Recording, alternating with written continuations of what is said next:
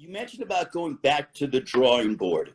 So what does that mean, or what has that meant to Keith Thurman? What are some things that you try to work on and sort of evaluate after that loss to Pacquiao? Because life has changed a lot for Keith Thurman. You got married. You know, you're going ahead and you're a very successful businessman. So how is that going back to the drawing board from a boxing's perspective?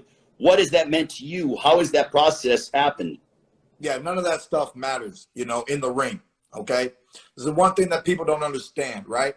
If you're a lieutenant, if you're a soldier, and you go to the battlefield, you know your wife's at home.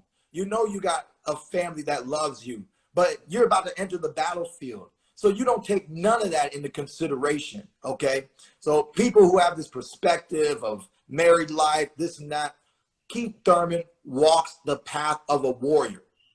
I've been doing this thing my whole life, 26 years in the game. You can count, you know, inactivity. You can do the math however you want. But even when I'm inactive, I think boxing. I think about what happens when I come back. So in retrospect, and to answer your question, the Pacquiao fight, what did I learn from it? There were things that happened in camp. There are things that happened in my off season.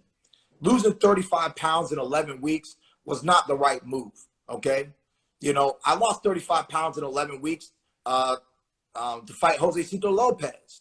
But after making 147 back in 2019, there was no need for me to blow up and rehydrate to such a heavy weight. That was very unhealthy. That was very unprofessional of me, okay? I take full responsibility. I do not blame others, okay? So that is fact number one. Number two, it was a great fight. It was a close fight. There were so many close rounds in that fight. I was 15 punches away from victory. I lost by 1 point. So you take any round that I lost, it could even been the 12th round. If I would have just thrown 15 more punches, I would have been able to solidify my victory regardless of the knockdown in the first round. So what is Thurman's takeaway? Thurman needs to throw more punches. Don't leave it up to the judges. And if you leave it up to the judges, you got to at least put in the effort so that the judges see that your hands are moving. You know, we know that Pacquiao took some blows. He left the post-fight conference before I left the conference. The man had to go lay down. The damage was dealt, okay? But the victory was in his favor, not in my favor. So I look at the numbers. I look at the punch count. You know, I threw a good amount of punches, but obviously I could have done more. So in this training camp right now, we're doing that. We're making sure that we do more. We're increasing our strength and our conditioning. 2019 was not ideal. I told everybody you're not going to see the best Keith Thurman. I didn't explain why. I knew I was an injured fighter, you know. People can say what they want. Thurman, sometimes, one time, no time. Say what you want. I saw your comments. Say what you want, you know. But Keith one-time Thurman has been and will always be one of the best welterweights in the welterweight division today. Count me out if you feel like it, but I wouldn't put your money on it. I'm coming back hard. I'm coming back strong. I'm coming back with my mind focused and with a true determination. My career's not over, okay? Sean Porter, he's fought 3 times since I fought.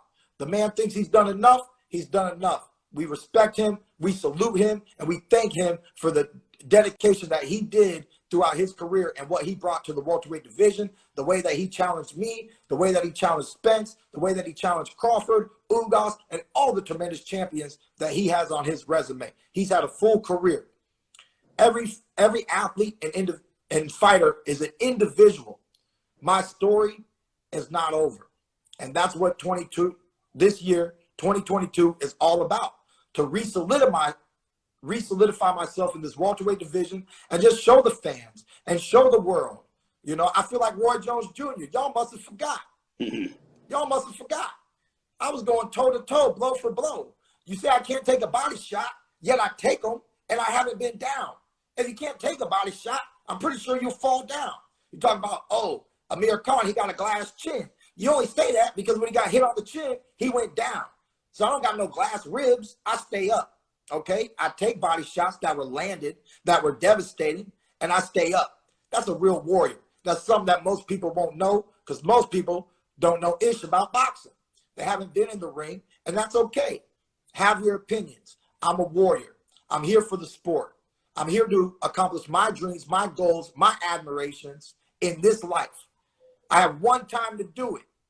It's not over. The story's not over. And that's why we're back. That's why we're determined. That's why we're animated, because the whole welterweight division will be reminded on February 5th what Keith Thurman brings to the table.